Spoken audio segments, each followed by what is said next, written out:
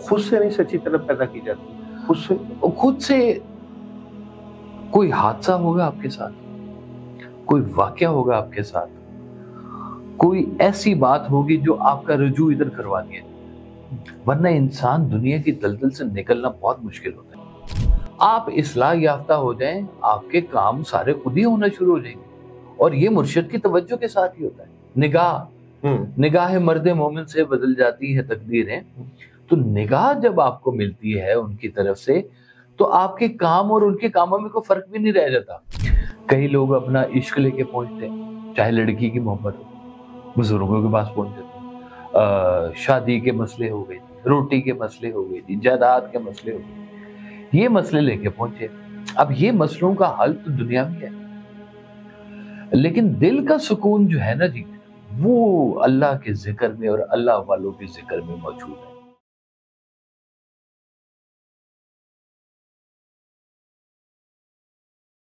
बिस्मिल्लाहिर्रहमानिर्रहीम, अस्सलाम वालेकुम वरहमतुल्लाहि वबरकातुहू। अल्लाह ताला ने इंसान को आज़ाद पैदा किया है। क्यों इंसान किसी का तसव्वुर करे, क्यों इंसान किसी को बड़ा माने, और क्यों इंसान डायरेक्ट अल्लाह ताला को नहीं पा सकता। तसव्वुर शेख क्या है और शेख की अहमियत क्या है, तसव्वुर शेख से क्या क्या मुमकिन हो सकता है, बहुत से सवालात आज हमारे स्टूडियो में मौजूद हैं। वासिफ अली वासिफ के फर्जंद किसी भी नाम के, किसी भी काम के मोहताज नहीं, रूहानियत में एक बहुत ही बड़ा नाम रखते हैं। काशिफ महमूद साहब, दूसरी बार उनको मैंने दावत दी है अपने स्टूडियो में, और इस अहम मौजू के ऊपर लबशाई ज़रूर करेंगे हम उनसे। अस्सलाम वालेकुम सर। जी वालेकुम अस्सलाम। सर, जब अल्लाह ताला ने इंसान को बिल्कुल आज़ाद पैदा किया है, तो बंदे को अल्लाह का तसव्वुर करना चाहिए। बंदे का तसव्वुर क्यों? देखें, पहली बात तो ये बड़ी गलत फहमी है। हम लोगों को यहाँ आज़ादी के लिए नहीं भेजा हुआ, हम लोगों को यहाँ गुलामी के लिए भेजा हुआ है दुनिया में। क्योंकि अगर आज़ादी होती तो फिर शरीयत क्यों होती, आज़ादी होती तो फिर अंबिया क्यों होते, फिर तो इंसान की इखलाकियात क्यों होते। ये वजह कथा तो बनी ही इसलिए है कि इंसान आज़ाद नहीं है, इंसान कैद है। जहाँ पैदा हुआ है वहाँ के अलावा नहीं वो पैदा हो सकता। जहाँ इंसान अपने चेहरा उसकी तकदीर है, इंसान अपने कद की हद में कैद है। इंसान जैसे मौला अली अलैहिस्सलाम फरमाते थे कि अपनी एक टांग उठाओ तो दूसरी नहीं तुम उठा सकते, ये तो अब आपकी मजबूरी है। इतना इंसान, और सरकार वह सब कहा करते थे कि अब देख लो कि इंसान को यूँ समझो कि ऐसे जजीरे पे भेजा गया है जहाँ से वो बाहर नहीं निकल सकता। अब उस जजीरे पे जो है वही पहनना है, जो बोलियां बोल रहे हैं वही बोलनी है, उन्हीं में गुजारा करना है। अब इसको आप जितनी मर्जी आज़ादी समझ लिए, जितनी मर्जी आप गुलामी समझ लिए, है तो इतनी कैद। और दूसरे नंबर पे जब अल्लाह ताला ने कहा कि मैं एक छुपा हुआ खजाना था और मैं चाहता था कि मैं जाना जाऊं, तो मैंने इंसान को पैदा फरमाया। तो अब इंसान का मसरफ जो है वो यहाँ पर आज़ादी नहीं है, वो उस रब ताला के साथ अपना कनेक्शन है। कुरान की पहली आयत है कि अल्हम्दुलिल्लाह रब्बिल आलमीन, हम शुक्र अदा करते हैं। शुक्र करने वाले लोग, सब्र करने वाले लोग, अल्लाह ताला कहते हैं मैंने बहुत पसंद करता हूँ। ये आज़ाद कहाँ से है? नहीं, अल्लाह के कैद में है, बंदे की कैद कहाँ से है? नहीं, बंदे की कैद नहीं है, ये बात आपकी ठीक है, अल्लाह की। लेकिन इस कैद को जो महसूस करे वो फिर इंसानों की कैद से आज़ाद होता है। अच्छा, जो अल्लाह की कैद को महसूस करे वो इंसानों की कैद से आज़ाद होता है, और जो अल्लाह की कैद को महसूस ना करे वो इंसानों की कैद में लाज़िम होता है। तो तसव्वुर शेख कई लोगों को कैद में नहीं रखता? तसव्वुर शेख बिल्कुल उसी तरह से कैद में रखता है जिस तरह अल्लाह ताला अपने बंदों को कैद में रखता है। तो ये तो काम अल्लाह का था, एक शेख को या मुर्शिद को जी हाँ, इजाजत कैसे मिली? देखिए, यही तो एक तरबियत गाह बनाई अल्लाह ताला ने कि ایک پورا سلسلہ چلایا پہلے اس نے نبوت کا، اور ہر دور میں بعض اوقات کسی ایک خاص جگہ کے لیے انبیاء علیہ السلام آئے، ایک خاص قوم کے لیے آئے، ایک خاص پرپس کے لیے آئے، اور ہماری خوش نصیبی کہ ہمارے لیے سرکار دو عالم صلی اللہ علیہ وسلم تشریف لائے اور تمام جہانوں کے وہ سردار ہیں۔ تو یہ ہمیں بڑی خوش نصیبی ملی۔ اور دوسرے نمبر پہ پھر جو ایک اگر خالی کتاب ہی تھی شریعت کی، قرآن جس کو کہتے ہیں ہم، ام الکتاب ہے، کتابوں کی ماں ہے یہ، اگر یہی تھی صرف تو پھر نبوت کی ضرورت کیا تھی؟ وہ تو درخت پہ اتار دیتا اللہ تعالیٰ۔ بلکہ اللہ نے کہا کہ اگر میں اس کو پہاڑ پہ اتار دیتا تو پہاڑ ریزہ ریزہ ہو جاتا۔ تو یہ صرف پہاڑ کی بات نہیں، یہ کسی انسان پر ہی اس کا نزول ہونا تھا، اور نزول ہونے کا اصل جو مصرف تھا وہ یہ تھا کہ وہ صرف آیتوں کی تلاوت نہیں کر رہے، یہ اس کا تزکیہ بھی کر رہے ہیں۔ تو یعنی کہ وہ اللہ طوطا نہیں بننا کہ جو ٹر ٹر ٹر کر کے سبق یاد کرتا جا رہا ہے اور بولتا جا رہا ہے، ٹھیک ہے اس میں بھی ثواب ہے، لیکن مدعا تو ہدایت ہے۔ وہ ہدایت کے لیے پھر انسان جو ہے درمیان میں آتا ہے، استاد کی شکل میں، مرشد کی شکل میں، گرو کی شکل میں، آپ کے قریب رہنے والے لوگوں میں کہیں پر وہ موجود ہوتا ہے جو آپ پوچھتے ہیں۔ دیکھیں آپ انجینئر بننا ہے آپ نے تو جائیں گے یونیورسٹی، انجینئرنگ کے جو استاد ہیں ان سے آپ فیض حاصل کریں گے، فیض ہی لے رہے ہیں نا انجینئر بننے کے لیے۔ تو اچھا انسان بننے کا فیض کہاں سے ملتا ہے؟ کون سی یونیورسٹی میں بولا کورس پڑھایا جاتا ہے؟ مجھے بھی بتا دیں، میں بھی جوائن کر لیتا ہوں۔ ہے نہیں، وہ یہ شعبہ بزرگوں کے پاس ہے کہ وہ روزگار کا علم آپ لے لو جیسے دنیا لے رہی ہے، لیکن روح کا علم، اپنی ذات کی تسخیر کرنا، اپنی ذات کو کھوجنا، اپنی ذات کا مصرف نکالنا، کیوں آئے ہو، کیوں رہنا ہے، کیوں جانا ہے، یہ سوال انسان کے ذہن میں آتے ہی ہیں۔ اور جیسے جیسے وہ سوال ذہن میں آتے ہیں تو کس سے پوچھیں؟ اس کے لیے پھر ایک گرو چاہیے آپ کو زندگی گزارنے کے لیے، کہ جو آپ کو وہ مدعا سمجھا دے جس کے لیے آپ کو اس روئے زمین پہ بھیجا گیا ہے۔ کیا لگتا ہے اللہ تعالیٰ اتنے عرصے سے یہ والا بزنس کر رہا ہے؟ یہاں بھیجی جا رہا ہے روحیں، پھر بلائی جا رہا ہے، کہیں پہ 9 سال 1000 سال کی کبھی عمر رہتی ہے تو اب 60-70 سال کے کہیں مقید ہو گئی یہ ساری۔ تو یہ سارا بزنس جو چل رہا ہے اتنا پرانے عرصے سے، کیا ہے اس کا مقصد؟ اللہ کے ہاں کیوں یہ بات ہے ایسی؟ کتنے فرعون آئے چلے گئے، قارون چلے گئے، دارا و سکندر چلے گئے، یہاں پہ وہ کون لوگ ہیں جنہوں نے فانی کو سمجھا اور کسی نے باقی کو بھی سمجھا؟ کچھ فنا کے دیش میں چلے گئے، کچھ بقا کے دیش میں چلے گئے۔ بقا کے دیش میں رہنے والوں کی روح کی دنیا کے لیے ایک مرشد چاہیے ہوتا ہے جو چھوٹی چھوٹی جگہ پہ اس کی تربیت کرے، اور وہ اس کے نقطے کھولنے کے لیے ہوتا تھا۔ جتنے بھی ہمارے اسلاف میں بزرگان دین آئے وہ اپنی صرف کرامات کی وجہ سے مشہور نہیں تھے، وہ مشہور تھے وہ آپ کے دل میں الجھنے والی گتھیاں، آپ کے ذہنوں میں پھنسنے والے سوال، ان کو نکالنے کے لیے آئے۔ یہ ان کا مین پرپس تھا۔ کرامات ہر ایک کی ذاتی ہوتی ہے، ان کو جنرلائز نہیں کیا جا سکتا، لیکن حضرت بابا فرید گنج شکر کے پاس خراسان سے اور کہاں سے کس کس ملک سے لوگ آتے تھے وہ نقطے پوچھنے کے لیے جو آج تک کسی نے بیان ہی نہیں کیا، اور یہ روحانیت کا علم اس کے ساتھ پورا جڑا ہوا ہوتا ہے۔ تصور شیخ اور دھیان میں کیا فرق؟ دیکھیں تصور شیخ اور دھیان جو ہے نا جی، یہ ایک ہی چیز کے دو مظہر ہیں۔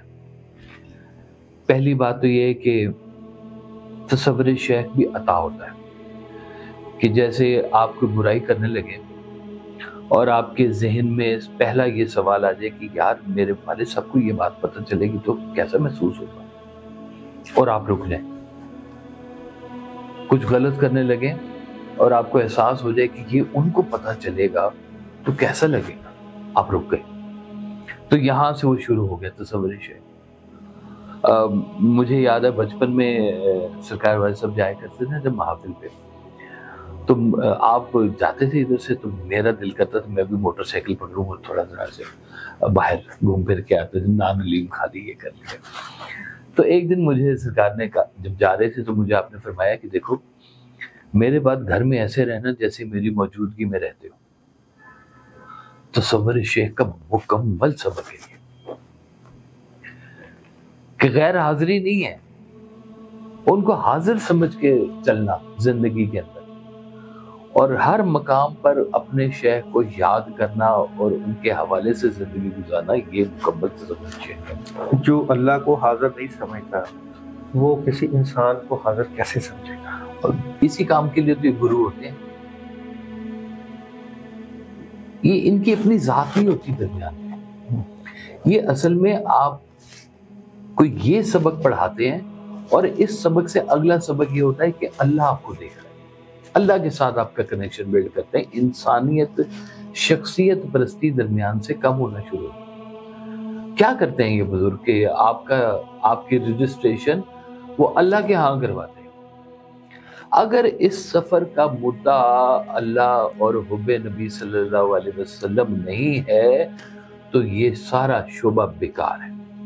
جس طرح آپ کہہ رہے ہیں کہ جی شیخ کا کام تربیت کرنا، اصلاح کرنا، میں اسی روحانیت میں، کیونکہ میں بھی ایک ادنا سا طالب علم ہوں، کئی ایسے بھی مریدین اور ایسے بھی چاہنے والے دیکھے ہیں کہ تصور میں اپنے بڑے یا اپنے شیخ کو دیکھتے ہیں تو ان کے کام ہونے لگ جاتے ہیں۔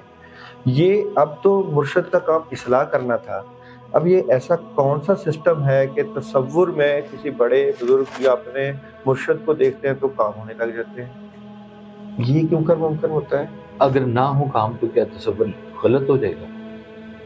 میں یہ نہیں کہہ رہا کہ کام ہو یا نہ ہو، یہ کام کیوں؟ میں کہہ رہا ہوں دیکھیں، یہی میں آپ کو بات سمجھا رہا ہوں کہ روزہ ہے، جیسے روزہ آپ کا تزکیہ کرتا ہے اور اس کے بڑے انعامات ہیں، اور اگر فرض کریں وہ سارے انعامات آپ کو اس وقت موقع پر نہیں مل رہے تو کیا روزہ رکھنا چھوڑ دیں گے؟ نہیں، مزید رکھیں گے، ہے نا جی؟ حکم ہے اس کے حوالے سے۔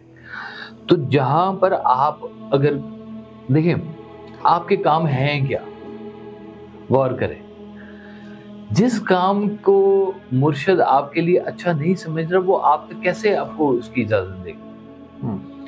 کیا مرشد کہتا ہے کہ جاؤ بھائی جوئے کے نمبر نکالو؟ نہیں، اس نے کیوں کہنا؟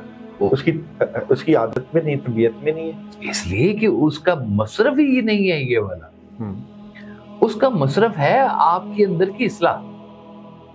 آپ اصلاح یافتہ ہو جائیں، آپ کے کام سارے خود ہی ہونا شروع ہو جائیں گے، اور یہ مرشد کی توجہ کے ساتھ ہی ہوتا ہے۔ نگاہ مرد مومن سے بدل جاتی ہے تقدیریں، تو نگاہ جب آپ کو ملتی ہے ان کی طرف سے تو آپ کے کام اور ان کے کاموں میں کوئی فرق بھی نہیں رہ جاتا، تھوڑا سا ہی ہوگا۔ آپ ایز اے شاگرد وہی کام کر رہے ہوں گے جو ادھر سے حکم آ رہا ہوتا ہے۔ ایک ہی مسئلہ سامنے آتا ہے کہ ہمارے کام نہیں ہوتے، اور جب ان کی زندگی میں کوئی بندہ آتا ہے اور کوئی انسان آتا ہے تو ان کے کاموں میں بوسٹ لگ جاتا ہے۔ یہ عجیب سا نظام ہے۔ لیکن آپ وظیفہ کر رہے ہو، اللہ سے دعا مانگ رہے ہو، آپ کی ڈائریکٹ دعا قبول ہو جانی چاہیے۔ ہمارے اگر کام دنیاوی ہے اور خیر کے ہیں تو ضرور آپ کو توجہ ملنی چاہیے اپنے بزرگوں سے، کیونکہ یہ راہ حق کے کام ہے، ان میں آسانی ہونی چاہیے۔ لیکن ہمارے کام تو صرف دنیاوی کے علاوہ خرافات بھی بہت ہیں۔ تو مقصد کام ہونا نہیں ہے، مقصد وہ اندر تسلی ہونا ہے۔ کام کر کے تسلی دے دیں یا کام کے بغیر تسلی دے دیں۔ جیسے سرکار بھائی صاحب کہا کرتے تھے کہ کچھ بزرگ ہیں جو آپ کی خواہش پوری کرتے ہیں، اور کچھ بزرگ ایسے ہیں جو آپ کی خواہش ختم کرتے ہیں۔ آپ کو دونوں صورتوں میں سکون مل جائے گا۔ خواہش پوری ہو گئی تو سکون مل گیا، خواہش ختم ہو گئی تو بھی سکون مل گیا۔ اب کون سی خواہش ختم ہونی ضروری ہے آپ کے اندر اور کون سی خواہش آپ کی چلنی ضروری ہے، اس کی تربیت پیچھے سے بزرگوں کی طرف سے آتی ہے۔ آپ کو اپنے اندازے نہیں ہو سکتے کاروبار حیات کے اندر کہ کیا کیا معاملات ہیں جو ہمارے نفس کے ساتھ جڑے ہوئے ہیں، شر کے ساتھ جڑے ہوئے ہیں، حسد کے ساتھ جڑے ہوئے ہیں۔ انسان بدلہ لینے والا ہے، انسان شر پھیلانے والا ہے، انسان غلطی کرنے والا ہے، انسان بخیل ہے، انسان کے اندر بہت سارے کیڑے موجود ہیں۔ تو کیا وہ سارے کام ہی اپنے جو وہ کرنا چاہے وہ سارے ٹھیک ہیں؟ تو جو بزرگوں کی طرف سے جو چیز آتی ہے نا، وہ یہ شر والی نہیں آئے گی، کبھی خیر کی آئے گی۔ خیر کے کام آپ کے ٹھیک ہونے چاہیے۔ الحمدللہ بہت اچھی بات ہے، بزرگوں کا تصرف رہتا ہے، وہ چاہتے ہیں کہ آپ سے خیر بٹے، آپ خیر والے بنے، آپ کا خاتمہ خیر کے ساتھ ہو۔ نہیں، بزرگ کام کر سکتے ہیں اور بالکل کر سکتے ہیں، پاور ہے ان کے پاس، اور بے بہا۔ کس طریقے سے ہم کیسے پاور لے لیں؟ آپ لینے والے نہ بنے، پہلی بات تو یہ دیکھیں، اللہ نے ان کو کہا کہ یہ میرے اولیاء اللہ ہیں۔ خالی برتن دے کے نہیں جائیں گے تو بھرے گا کیسے؟ میں آپ کو بتاتا ہوں، دیکھیں برتن تو چھوٹے بھی ہوتے ہیں، اب برتن کو وسعت کیسے ملتی ہے؟ ہر انسان کا ایک ظرف ہوتا ہے نا جی، ظرف، ظروف، پانڈا، تو ظروف آپ کا کتنا بڑا ہے، کیا یہ بڑا ہو سکتا ہے؟ آپ تو لے کے گئے تھے چھوٹی سی پتیلی، دینے والے نے آپ کو 1.5 من دودھ دے دیا، یہ کہاں سے آیا؟ وہ ظرف بھی ساتھ دیتے ہیں، وہ ظروف بھی ساتھ دیتے ہیں کہ یہ اس کے اندر یہاں تک یہ ضروری ہے، اس کے اندر جانا چاہیے اخلاص کے ساتھ۔ آپ صرف پیش ہوتے ہیں ان کے ہاں، باقی ان کی نگاہ کا کام ہے کہ وہ آپ کو کتنا منفعت بخش بنانا چاہ رہے ہیں۔ برتن بھی وہ دیتے ہیں؟ او یس، بالکل۔ تو یہ کنسیپٹ غلط ہو گیا کہ بزرگوں کے پاس جاؤ تو اپنا برتن جو ہے وہ صاف ستھرا لے کے جاؤ، اور دیکھ لیں جتنی جھولی آپ پلاؤ۔ میں کہتا ہوں جی، اکثر گندے بندے ہی جاتے ہیں بزرگوں کے پاس، صاف تو چل رہے ہیں اللہ کے راستے پہ، تو بزرگوں کے پاس کون پہنچتے ہیں؟ جن کے مسائل پھنسے ہوئے ہوتے ہیں، جن کے اندر کہیں نہ کہیں پہ کچھ نہ کچھ خرابی ہوئی بھی ہوتی ہے، وہ جاتے ہیں، ان کے برتن کو مانجا جاتا ہے، ان کے برتن کو صاف کیا جاتا ہے، طہارت زدہ کیا جاتا ہے، اس کے اندر پھر دودھ ڈالا جاتا ہے۔ کتنا برتن چاہیے، کتنی اوقات اس کی ہے، یہ آپ فیصلہ نہیں کر سکتے، یہ دینے والے کی استطاعت کے اوپر ہے۔ ایک بندے کو میٹرک کا اسٹوڈنٹ ہے، میں ایم اے انگلش کا اس کو سبق پڑھانا شروع کر دوں تو کیا اس کا برتن میں کیا دودھ جائے گا؟ وہ سب اوپر سے گزر جائے گا، اس کو تو پتہ ہی نہیں چلے گا۔ تو یہ وقت کے ساتھ ساتھ اس کی وہ ٹریننگ کرتے ہیں، آہستہ آہستہ آہستہ اس کے برتن کو بھی بڑا کرتے جاتے ہیں، اور اسے کام بھی نیکی کے اور لیتے جاتے ہیں۔ مگر ایک رات میں ایک چور قطب کیسے بن سکتا ہے؟ اخلاص ہوتا ہے کہیں نہ کہیں۔ چور بھی خالص آج کل نہیں رہ گئے، جیسے وہ واقعہ ہے حضرت بابا فرید گنج شکر کا ہی ہے، میرے خیال ہے کہ وہ کھیتوں میں سے احباب کے ساتھ گزر رہے تھے، تو گھوڑوں پہ سوار تھے، تو کچھ فصل ظاہر خراب ہو رہی تھی، تو کسان نے دور سے بولا، اور وہ مغلظات بکتا ہوا آیا کہ میری فصل خراب کر دی، یہ کیا کرتی ہے وہ۔ جیسے ہی قریب پہنچا تو بابا صاحب نے گلے لگایا اور اسے فیضیاب کر دیا۔ تو جو ساتھ بیٹھے ہوئے تھے انہوں نے کہا جی ہم اتنے عرصے سے آپ کے ساتھ ہیں، اتنی تربیت میں ہیں آپ کے، تو اس طرح کا فیض تو آپ نے ہمیں بھی نہیں دیا جیسے اس کو دے دیا آپ نے۔ آپ نے کہا اس نے اخلاص سے جو کچھ اس کے پاس تھا مجھے دے دیا، میرے پاس جو اخلاص سے تھا میں نے اس کو دے دیا۔ تو یعنی کہ فارمولہ نہیں ہے۔ اگر کہیں کہ جی میں فارمولہ بناتا ہوں اور میں جا کے بیٹھتا ہوں وہاں پہ تو میں بھی بڑا کچھ بننا چاہ رہا ہوں، اور اپنے اندر یہ میرے اندر بھی تبدیلیاں آئیں تو شاید میں بھی ہوا میں اڑنا شروع ہو جاؤں، یہ بھائی وہ ان کی ضرورت ہوگی تو اڑا لیں گے، نہیں تو نہ۔ کوئی فارمولہ نہیں ہے روحانیت حاصل کرنے کا؟ اس کا فارمولہ ایک ہی ہے، مسکینی اور اخلاص۔ اچھا، یہ دو بہت ہی پازیٹیو چیزیں۔ سر مسکینی اور اخلاص لے کے گئے اور وہاں سے فیض مل گیا، دعا بھی مل گئی جی، اب مسکینی اور اخلاص کیسے رہے گا جب چیز جو ملنی تھی مل گئی؟ نہیں، ملتی رہتی ہے، مسلسل ہے، اچھا، توجہ مسلسل ہے۔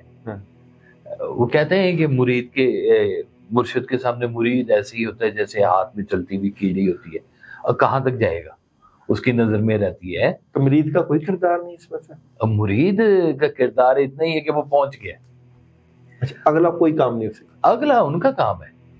تو جو مرید نعرے لگا رہا ہے نعرہ مستانہ کے، اور میرا مرشد، میرا بابا، میرا ولی، میرا بزرگ، یہ تو اپنے اپنے جنون کی بات ہے. یہ دیکھو اس کا کوئی کمال نہیں، یہ نا اس کا کمال نہیں ہے، یہ کمال دینے والے کا کمال ہے. وہ چاہے تو لوہے کو سونا بنا دے. پارس ہے کہ وہ جس کو لوہے کو بھی لگتا ہے تو اسے سونا بنا دیتا ہے. اب لوہا پہنچا ہے پارس کے پاس یا پارس پہنچا لوہے کے پاس، لوہے کا کیا کمال ہے؟ بنانے والے نے اسے سونا بنانا ہے. تو دنیا میں یہ جو روحانیت چل رہی ہے، یہ نظام چل رہا ہے، تو اس میں جانے والے کا کوئی کردار نہیں. لیکن یہ سارے نا کسی ایک فلم کا حصہ ہے، یوں سمجھے. یہ سب میرے نزدیک نا یہ پوری دنیا کے اندر جتنا کام ہو رہا ہے نا، اس میں سے کچھ بھی لفظ اچانک نہیں ہے کہ اچانک ایسے ہو گیا. میں کہتا ہوں یہ سب کسی نصیب کا حصہ ہے، کسی تقدیر کا ہے، کہیں اسکرپٹڈ ہے کہ یہ ہونا ہے، اور اس ہونے کے ساتھ آپ کی تقدیر جڑی ہوئی. تو یہ سچی طلب کا کنسیپٹ کہاں گیا؟ سچی طلب پیدا ہوتی ہے. دیکھیں ہر بندہ کیوں نہیں باہر سے گزرنے والا سچی طلب والا ہے؟ سب داتا صاحب کے باہر سے گزر جاتے ہیں، اندر جانے والے سارے کیوں نہیں ہیں؟ کیوں نہیں ہے کوئی ان کے کو ماننے والے؟ کیوں رب تعالیٰ کے سارے ماننے والے کیوں نہیں ہیں؟ اتنا بڑا رب ان کو زیادہ کھلاتا ہے ہم سے، اور جو اس کو نہیں مان رہے. تو خود سے نہیں سچی طلب پیدا کی جاتی؟ خود سے کوئی حادثہ ہوگا آپ کے ساتھ، کوئی واقعہ ہوگا آپ کے ساتھ، کوئی ایسی بات ہوگی جو آپ کا رجوع ادھر کروانی ہے. ورنہ انسان دنیا کی دلدل سے نکلنا بہت مشکل ہوتا ہے. کوئی خاص واقعہ جوڑ دیا جاتا ہے، کوئی غم دے دیا جاتا ہے، غم دے کے قریب کر لیا جاتا ہے، ایکسیڈنٹ کرا کے قریب لایا جاتا ہے، غربت دے کے قریب کر لیا جاتا ہے. اب قریب ہو گیا مرشد کے، پیر کے قریب ہو گیا بندہ، اب اس کی کوئی منازل بھی ہوگی آگے؟ بے بہا منازل ہے. اور یہ ساری منازل ایک پرانی نا وہ بڑا سا بہت پرانا انڈین کا وہ کوئی شعر ہے کہ ایک بندہ تھا، اس کو نا ایسے ہی عطا ہو گئی اس کے اوپر، مہربانی ہو گئی، اندر کا گلشن کھلنا شروع ہو گیا، دنیا کے جوہر نظر آنے شروع ہو گئے. تو پتہ چلا اس کو کہ یہ بڑا ہی فانی سا ہے اور کھوکھلا سا نظام ہے سارا. اس نے کہا میں چھوڑ کے نا تو تھوڑا علیحدہ ہو کے جنگل میں جا کے بیٹھتا ہوں. ادھر جا کے بیٹھا تو خوشبو تو پھر خوشبو ہوتی ہے، پھیلنی شروع ہوئی، تو لوگوں نے وہاں پہ بھی آنا شروع ہو. تو اس نے وہ شعر کہے وہاں پہ کہ وہی قصہ دال چپاتی کا، وہی جھگڑا گھوڑے ہاتھی کا، تم ہم کو سنانے آتے ہو، ہم جو زنجیریں توڑ چکے تم لا کے وہی پہناتے ہو. یہ زنجیریں توڑ چکے میں ان کو یہ بات سمجھ میں آ گئی بھی ہے کہ یہ جو دنیا کے اندر کامیابیاں ہیں یہ ساری فانی ہیں، باقی کیا چیزیں یہاں پہ رہ جانی ہے. ہاں مگر باقی رہے گی ذات رب ذوالجلال. اس سے جو کنیکٹ ہوں گے لوگ وہ بقا میں جائیں گے. اب وہ اس کے لیے چاہے تو وہ کسی کو جنگل بٹھا کے کام کریں یا کسی کو شہر کے جنگل میں بھیجیں کہ جاؤ شہر کے جنگل میں جا کے بیٹھو اور وہاں پہ دنیا کے لیے کام کرو، خیر بانٹو، تم سے خیر نکلے، خیر کا کام. تو یہ کہنا کہ سب کچھ میرے ہاتھ میں ہے، میرے ہاتھ میں نہیں ہے سارا کچھ. اب میرے مرشد کے پاس ہے سارا کچھ موجود ہے، اور وہ آپ کے ساتھ کہیں نہ کہیں جڑتا ہے، دھیان کرتا ہے. بابا بلے شاہ صاحب نے کہتے ہیں کہ پیر عنایت شاہ قادری کے پیچھے رقص بھی کیا، گھنگرو پہن کے، اصل نچ کے یار منانا ہے جی. تو وہ بات پہلے سمجھ میں آئی ہے کہ مرشد ہوتا کیا ہے، اور پھر اس کے ساتھ وہ جڑے اور پھر ساری باتیں آگے کی منزلیں ملی اور بے بہا منزلیں ملتی ہیں. کیا کیا نہیں ہوتا. لیکن مدعا صرف یہ ہے کہ پھر بھی اس کو سکرپٹ نہیں کیا جا سکتا روحانیت کے شعبے کو، ورنہ اب تک اس کے اوپر بے بہا کتابیں اور سبق لکھے گئے ہوتے. تو وہ کہتے ہیں کہ واصف عشق دی بستی دا دستور نرالا ہوندا ہے، جے مرنے دی ہمت نہیں تے اس بستی وچ پیر نہ رکھا.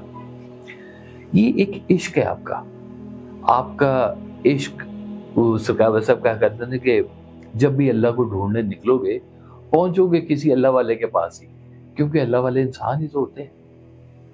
سر مرید کے پاس آپ نے کچھ بھی نہیں چھوڑا, سارا کچھ آپ نے پیر کو دے دیا ہے. عشق بھی وہی دے, بلائے گا بھی وہ, اطاعت بھی اسی کی, دھیان بھی اسی کا, دعا بھی اسی کی. یہ مرید تو پھر فارغ نہیں کر دیا آپ نے؟ مرید کا ہونا بڑا ضروری ہے. دیکھیں مرید کے بغیر پیر کیسے نہیں ہوتا. دیکھیں یہی تو بتا رہا ہوں کہ پیر کے ساتھ جڑنے کے بعد اس کی کیفیت اور ہے, پہلے کی کیفیت اور ہے. اب وہ یہ انسان نہیں ہے جو پہلے گیا تھا یا کسی طرح سے بھی پہنچا ہے, چاہے چوری کرنے پہنچا ہے, پرپز لے کے گیا کہ میں چینی لینے جا رہا ہوں, وہاں پہ آگے سے نمک سے فیض یاب کر دیا گیا کہ یہ ہے تمہارا راستہ, چلو نمک کا کام کرو. تو وہ اب زندگی وہ نہیں رہی جو پہلے تھی, اب بدل گئی. جب بدل گئی ہے تو پھر اب آپ وہ نہیں ہے جو پہلے تھے. اب دیکھیں جو ہمارے ہاں جو نظام جو چل رہے ہیں, جس کو آپ بہت زیادہ مرید کے اوپر فوکس کر رہے ہیں, لاکھوں مرید ہیں ہر بزرگ کے, لاکھوں. سب ہی امیر خسرو کیوں نہیں ہوتے نظام الدین کے؟ سب ہی جلال الدین رومی کیوں نہیں ہوتے شاہ شمس تبریز کے؟ فالو کریں میری بات. سب ہی صابر کلیر کیوں نہیں ہوتے بابا فرید کے؟ تو یہ کچھ لوگوں کی اوصاف اور طرح سے ہوتے ہیں, ان کی گھٹی کچھ اور ہوتی ہے, ان کی واردات کچھ اور ہوتی ہے. کئی لوگ اپنا عشق لے کے پہنچتے ہیں, چاہے لڑکی کی محبت ہو, بزرگوں کے پاس پہنچ جاتے ہیں. شادی کے مسئلے ہو گئے, روٹی کے مسئلے ہو گئے, جائیداد کے مسئلے ہو گئے, یہ مسئلے لے کے پہنچے. اب یہ مسئلوں کا حل تو دنیا میں ہے, لیکن دل کا سکون جو ہے نا جی, وہ اللہ کے ذکر میں اور اللہ والوں کے ذکر میں موجود ہے. ان کے پاس وہ کلیہ ہے کہ آپ کے دل میں وہ بوٹی اللہ کے ذکر کی کیسے لگانی ہے. ان کو پتہ ہے اس زمین کو کیسے پدر کرنا ہے, یہ ان کی تربیت ہے. آپ تو بیرن لینڈ لے کے گئے ہیں ان کے پاس. اس کو پدر کرنا, پانی لگانا, اس میں بیج لگانا محبت کا, اس پودے کو تناور درخت بنانا, یہ ساری توجہ مالی کی ہے, پودے کی نہیں ہے. یہ مالی ہے. وہ کہتے ہیں کہ وہ کیا ہے, میرے مرشد من میں چلائی ہو, نفیس بات نہ پانی ملیا, ہر رگے ہر جائی ہو. تو وہ مرشد لگاتا ہے آپ کے دل کے اندر وہ بیج محبت کا, اللہ کی محبت کا, اس رستے کی محبت کا, کہ یہ جو سارا رستہ اللہ کے حبیب والا جو رستہ چلتا ہے, اس کے علاوہ باقی دنیا داری ہے. وہ کہتے ہیں چلو جاؤ کھیتی باڑی کرو, کام کرو اپنا. اس صورتحال میں تو سر وہ جو مرید ہے وہ تو کچھ بھی نہیں, مرشد کے آگے ہونا بھی نہیں چاہیے. شاگرد بھی ہونا چاہیے, استاد ہونا چاہیے. تو استاد پتہ کیا کرتا ہے, بعض شاگرد جو ہے روحانیت میں اپنے اساتذہ سے بھی بڑے اوپر مقام لے گئے, چاہے ولایت ہو چاہے بزرگی ہو, بہت زیادہ مقام ہے. بے شک لے گئے جی. دیکھ لے بلے شاہ صاحب کو لوگ جانتے ہیں, پیر نیشا قادری اس طرح سے نہیں ہے نام جس طرح سے بابل شاہ صاحب کا انٹرنیشنل نام ہے جی. یہ بات مرشد یا استاد آپ کے ساتھ کرتا کیا ہے, وہ آپ کو اگر علم دے رہے تو ساتھ میں علم کی پیاس بھی دے رہے, آپ کو پیاسا بنا رہے. آپ اس طلب میں نکلتے ہیں. 18 بزرگوں کے پاس داتا صاحب گئے, کتنے دور دور کے سفر کیے. تو وہ طلب اندر پیدا ہوئی, مرشد نے وہ کہیں لگا دی. وہ جب سے لگی وہاں سے پھر آگے سبق ایک سے پڑھتے ہیں, پھر دوسرے سے پڑھتے ہیں. مرشد آپ کی وہ تربیت کرتے ہیں کہ کسی تربیت گاہ میں پہنچے تو استاد کی نظر پڑے کہ یہ تربیت یافتہ شاگرد ہے, اس کو سبق سنانا ہے.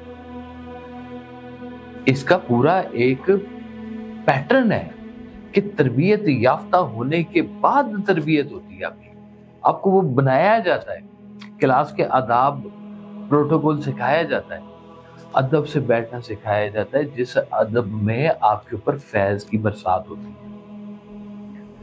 ادروائز تو لگی ہوئی ہے دنیا جو انہی بزرگوں کو غلط بھی کہتی ہے, نہیں مانتی. غیر بزرگ تو پھر بندے ہی ہے نا جی, اللہ کو بھی نہیں مانتی. تو جو نہیں مانتے کیا اللہ انہیں چھوڑ دیتا ہے؟ اللہ تو انہیں بھی نہیں چھوڑا. وہ میری تخلیق ہے. جس دن کہتا ہے سارے مجھے ماننا شروع ہو جائیں گے میں لپیٹ دوں گا صفحہ ہستی. ایک وہی بزرگ ہے جس کا مرید اپنا تصور شیخ کرتا ہے, بزرگ کا دھیان کرتا ہے, اس کے کام ہونے لگ جاتے ہیں, اور اسی ہی بزرگ کو کئی لوگ گالیاں بھی دیتے ہیں. تو آپ کے خیال میں کیا ہوگا ایسے جس کے کام ہو رہے ہیں اور اسی کو نہیں لوگ مانتے, گالیاں بھی دیتے ہیں, کیا ان کا نقصان ہوگا؟ دیکھیں نقصان تو پہلے ہی ہوا پڑا ہوا ہے نا کہ نہیں مان رہے. وہ کہتے ہیں کہ ایک گھر میں ایک ہندو رہتا تھا اور اس کا بھائی تھا جو مسلمان ہو چکا ہوتا. ہندو نے گھر میں مورتی رکھی ہوئی تھی. وہ مسلمان اوپر سے اترتا تھا تو روز اس کے بھگوان کو گالیاں دیتا تھا ہندو کے کہ کیا تم پتھر کی پوجا کرتے رہتے, یہ فضول بکواس ہے جو بھی, اور روز کہہ کے وہ نکل جاتا. اب وہ ہندو ایک دن بیٹھا ہوا تو مورتی بول پڑی. اس نے کہا تو اپنے بھائی کو سمجھا, یہ روز مجھے گالیاں دے کے جاتا ہے, تو اسے منع کیوں نہیں کرتا؟ اس نے کہا جی میں کدھر سے منع کروں, آپ بھگوان ہیں, آپ کیوں نہیں روکتے ہیں؟ وہ کہا وہ مجھے مانتا نہیں ہے, تو مانتا تیرے اس لیے ڈیوٹی لگا رہا ہوں میں. تو ماننے والے کو جو ہے نا سبق اور طرح سے ملتا ہے, نہ ماننے والے کو اللہ تعالیٰ شاید اور دور کر دیتا ہے, اس کے ذہن پہ اور پردے ڈال دے گا, وہ اتنی اس کو ڈھیل دے دے گا کہ وہ شاید سٹیمپٹ ہو جاتا ہے کہ یہ اس کی آخرت اب اچھی نہیں آتی. یعنی کہ ایک ماننے والا ہے وہ پتھر سے مان کے کام کروا سکتا ہے, اور ایک نہ ماننے والا اللہ سے کام نہیں کروا سکتا. بالکل ٹھیک بات. ماننے کا سفر ہے سارے کا سارا. آپ بندے کی ماننے میں اور اللہ کی ماننے میں کیا فرق سمجھتے ہیں؟ دیکھیں سکھاوہ صاحب نے یہ کہا ہے کہ مسلمان اور مومن میں کیا فرق ہے. مسلمان وہ ہے جو اللہ کو مانتا ہے, اور مومن وہ ہے جو اللہ کی مانتا ہے. دونوں کا فرق دیکھ لیں ذرا, کہ مان رہے اللہ ہے ٹھیک ہے, ایک کہتا ہے کہ میں اللہ تو کیا کہتا ہے مجھے, میں وہ کرنا چاہتا ہوں. اب اگر دونوں پہنچ جائیں گے, زاہد بھی پہنچ جائے گا وہاں پہ اور درویش بھی پہنچ جائے گا بارگاہ میں, لیکن دونوں میں فرق ہوگا. کہتے ہیں ایک فرشتہ جا رہا تھا, اس نے دیکھا ایک بڑا زاہد عابد عبادت کر رہا, اس نے کہا بھائی میں جا رہا ہوں مجھے بتاؤ کوئی میسج. اس نے کہا جناب میرا یہ کام 1 2 3 4 5 6 یہ سارے کام میرے ہیں. اس نے ٹھیک ہے میسج, ابھی تو میرے بہت سارے کام رہتے ہیں جو میں نے ابھی نہیں بتائے, تو تم کہہ رہے ہو کہ ٹھیک ہے. وہ کہتا ہے اچھا میں سمجھا دوں گا, اللہ تعالیٰ کو بتا دوں گا کہ اس کو آپ کے علاوہ سب کچھ چاہیے. اللہ اگر پوچھ لے آپ سے کہ کیا چاہیے تو سوال نہیں بولنا وہاں پہ. اس نے جب پوچھ ہی لیا ہے کہ کیا چاہیے, اتنا اپنا لیا اگر اس نے, تو سوال کیا کرنا ہے وہاں پہ؟ کیا ایک مریض کو اپنے پیر سے ڈیل کرنی چاہیے؟ ڈیل کرنی چاہیے. ڈیل آنا دیکھیں نا, اللہ تعالیٰ سے بھی تو بندہ جا کے عرض کرتا ہے نا, ڈیل کرتا ہے. ہاں جی. کہ یا اللہ پاک یہ میرا سوال ہے, یہ میرا کام ہے, آپ سے کروانا ہے. تو بندے سے بھی تو ڈیل کرنی مریض کو پڑتی ہے کہ نہیں؟ میں نے پہلے آپ کو کہا ہے اس کے لیے مسکینی اور اخلاص ضرور ہے. جہاں سے بات شروع کی, اس ڈیل میں یہ 2 کم از کم خاص خصوصیات آپ کے اندر ہونی چاہیے, اخلاص اور مسکینی. رعونیت نہیں ہونی چاہیے, حق نہیں جتانا آپ نے. مسکین تو مانگتا ہی نہیں. مسکین تو خاموش صورت بنا کے بیٹھ جاتا ہے, یہی مانگنا ہے اس کا. وہ کہتے ہیں نا کہ جو جانتا ہے اسے کیا بتانا, اور جو نہیں جانتا اسے کیا بتانا ہے. لیکن کہتے ہیں کہ بچہ روئے گا نہیں تو ماں دودھ کیسے دے گی. اور ٹھیک ہے وہ بچوں کے لیے ہے یہ بات, اور بڑوں کے لیے اور بات ہے. اللہ کے ہاں وہ کہتے ہیں نا, غالب کے جیسے شعر ہے کہ دروازہ کھٹکاؤ گے نہیں تو خیر کیسے ملے گی. غالب کہتا ہے کہ غالب نہ کر حضور میں تو بار بار عرض. چٹھی بھیجنا بری بات نہیں ہے, چٹھی پہ اصرار کرنا بری بات. اللہ سے مانگنا بری بات نہیں, اللہ سے ضد لگنا بری بات. غالب نہ کر حضور میں تو بار بار عرض، ظاہر ہے تیرا حال سب ان پر کہے بغیر۔ تمہاری کون سی ایسی چیز ہے جو اس مالک کو نہیں پتا؟ سر بندے کو بھی پتا ہوتی ہے، اور بندے کے اوپر اللہ تعالیٰ نے یہ مہربانی کی ہوتی ہے۔ کئیوں کی نگاہ مرشد کی تو ہوتی نگاہ ایسی ہے کہ جہاں ماضی، حال اور مستقبل برابر آ کے کھڑے ہوتے ہیں۔ غیب کا علم سر اللہ نہیں جانتا ہے؟ اللہ جسے چاہے دے سکتا ہے۔ میرے لیے غیب کا علم ہے میڈیسن، ہو سکتا آپ کے لیے نہ ہو۔ میرے لیے غیب کا علم ہے ایسٹرونومی، ہو سکتا آپ کے لیے نہ ہو۔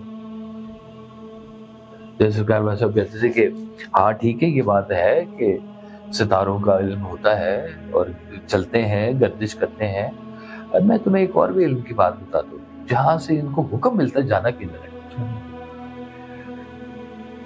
تو کسی کے لیے وہ غیب ہے، کسی کے لیے حاضر ہے۔ جس پر کھل گیا اس کا غیب کیا ہے؟ اس کا تو غیب نہ ہوا، اس کا تو غیب نہ ہوا، اس کا غیب تو اس کے لیے جو جانتا نہیں ہے۔ بس اتنا سا ہی فرق ہے۔ جو راز نہ ہوا اس کے لیے تو کوئی راز نہیں، کوئی راز نہیں، وہ تو راز کا حصہ ہے، رازدار نہیں ہے، وہ خود راز ہے،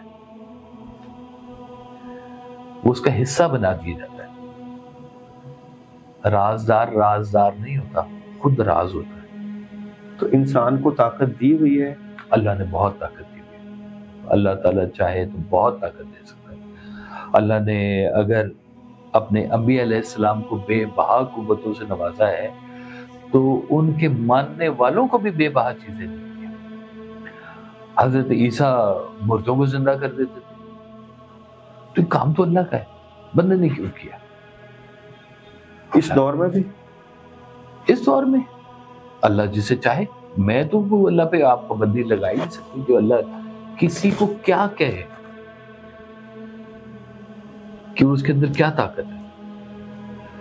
وہ داتا صاحب نے ایک جگہ پہ اپنا لکھا ہوا ہے کہ ایک جگہ گئے تو بہت سارے بزرگ تھے جو کافی کرامات دکھا رہے تھے، تو پوچھا مریدوں نے کہ جی یہاں اتنے سارے بزرگ کٹھے ہیں، ان میں سب سے زیادہ طاقتور کون ہے؟ تو آپ نے ایک شخص کی طرف اشارہ کیا جو سب سے تنہا ہو کے اکیلا بیٹھا ہوا تھا اور اس کے پاس کوئی مرید بھی نہیں تھا۔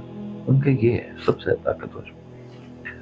یہ کیسے طاقتور ہو سکتا ہے؟ نہ اس کا کوئی مرید ہے، نہ یہ کوئی ہوا میں اڑا ہے، نہ کچھ، یہ تو خاموشی سے بیٹھا ہوا ہے۔ آپ نے کہا اس کے پاس وہ طاقت ہے جو طاقت کو کنٹرول کرتی ہے۔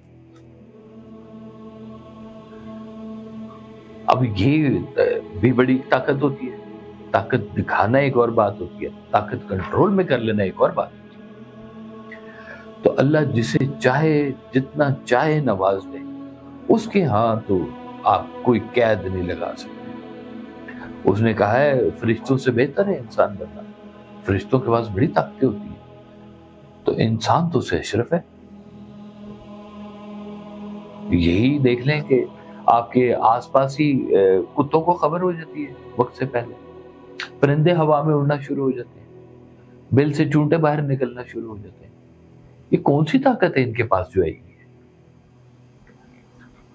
ان کو اگر محسوس ہو سکتی ہیں چیزیں، تو اگر انسان اپنی روح اور اپنے خالق کے ساتھ کہیں منسلک ہو تو اس پہ کیوں نہیں یہ باتیں کھل سکتی؟ حضور اقدس ایک مرید پیر کب بنتا ہے؟ اصل میں جتنے پیر بنے ہیں نا، جتنے بھی شیخ بنے ہیں، ان میں سے گھر سے کوئی بھی شیخ بننے نہیں نکلا تھا۔ یہ سارے اپنے درد کی دوا لینے نکلے تھے۔ کوئی کہے نا کہ میں گھر سے نکل رہا ہوں اور میں نے اب اس پورے پاکستان کا سب سے بڑا بزرگ بننا ہے، تو یہ کوئی نہیں ہے، یہ چیز ایگزسٹ نہیں کرتی، یہ کلیہ ہی نہیں ہے، یہ کلیہ ہی نہیں ہے۔ یہ تو اپنے درد کی دوا لینے نکلے تھے، وہ حکیم نے ان کو حکیم ہی بنا دیا، اور اگر جا تجھے سا ڈگری بھی دے دیا، تو بھی جا کے حکمت کیا کر۔ کوئی ایسی آپ سے کوئی بات سرزد ہو جاتی ہے۔ کہتے ہیں ایک شخص جو اپنی ذاتی زندگی میں بہت زیادہ نیک بھی نہیں تھا اور شراب و شباب کا بڑا رسیہ تھا، تو ایک دن صبح اس کے پاس کچھ بزرگ پہنچ گئے کہ رات کو اللہ تعالیٰ کی طرف سے جی ہمیں اطلاع ملی ہے کہ اللہ نے آپ کو بزرگی عطا کر دی ہے اور ہم مبارکباد آپ کو دیتے ہیں۔ بھائی کیسی بات ہے، میں تو اس طرح کے میرے روزگار ہیں تو میں کدھر سے بزرگ ہو گیا؟ تو انہوں نے کہا جی ہمیں اطلاع غلط نہیں ہو سکتی، کیا کیا تم نے راتوں رات ایسا کہ تم اتنے ہمارے یہاں مقبول ہو گئے ہو؟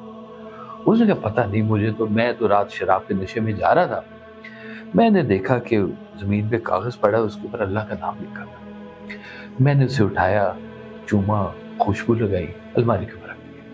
ان کو سمجھ آ گئی اللہ نے فیصلہ کیا تم نے میرے نام کو خوشبو لگائی ہے، آپ نے تمہارے نام کو خوشبو لگا دی۔ یہ کام اس سے اللہ نے کروایا یا اس نے خود کیا؟ اس نے کیا کیا؟ تو کہیں سے یہ تو اسکرپٹ آیا نا کہ اس نے اس کو اٹھانا تھا اور وہ قبول ہونا تھا اور اس کی منزل بدلنی تھی۔ تو انسان چلتے چلتے، میں کہہ رہا ہوں نا کہ میری ڈکشنری میں نا لفظ اچانک نہیں ہے، یہ کہیں پہ کوئی اسکرپٹڈ ہے، یہ بھی لوگ چوزن ہوتے ہیں، ہر کوئی نہیں ہو سکتا۔ شاگرد کو شاگرد رہنا چاہیے، استاد بننے کا جب موقع بنے تو بن جائے، کم از کم شاگرد تو اچھا بن جائے، اور کچھ نہیں۔ تو اگر بہت طاقتور مومن نہیں بن سکتا تو ایک اچھا مسلمان تو بن جائے۔ سب لوگ ایک جیسے نمبر نہیں لیتے کلاس میں، 60 بچے بیٹھے ہیں اور ایک استاد سبق دے رہا ہے، کوئی فرسٹ آئے گا کوئی فیل ہوگا۔ اب بس یہ ایسی ہے اس کی کہانی کہ استاد کی نظر کرم جو ہے نا وہ کسی کی ایسی میچ کرتی ہے نا اس کے ساتھ کہ بعض کا استاد کو بھی وہ حیران ہوتا ہے کہ یہ کیا نکلا ہے۔ استاد بھی کسی کا شاگرد رہا ہوگا، تو بہترین استاد وہی ہے جو کسی کا بہت اچھا شاگرد رہا ہو، اور شاگرد رہنے میں ہی اس کی استادی ہے کیا؟ اور لوگ اور کیا، یہی سے تو ساری کہانی بنتی ہے۔ وہ بہت اچھا سننے والا شاگرد ہوگا جو بہت اچھا استاد ہوگا، آج وہ کبھی رہا ہے۔ اور اس شعبے کے اندر کہتے ہیں کہ عین عبور ضرور ہے سانو پر سمندر ڈونگے، بہت گہرائی ہے، سب کے پاس سب کچھ نہیں ہے، لیکن پھر بھی اپنا چھوٹا چھوٹا لے کے پھر رہے ہیں سارے، مالک کی مہربانی۔ وہ قطرہ جو سمندر میں چلا جائے اسے سمندر ہی کہیں گے، ہے تو قطرہ ہی۔ میں گلیاں دا روڑا کوڑا میرے صاحب نو وڈیائیاں۔ علم روحانیت میں جب تک آپ اپنی نفی نہیں کرتے، اپنے آپ کو سرنڈر نہیں کرتے، آپ آگے بڑھ ہی نہیں سکتے۔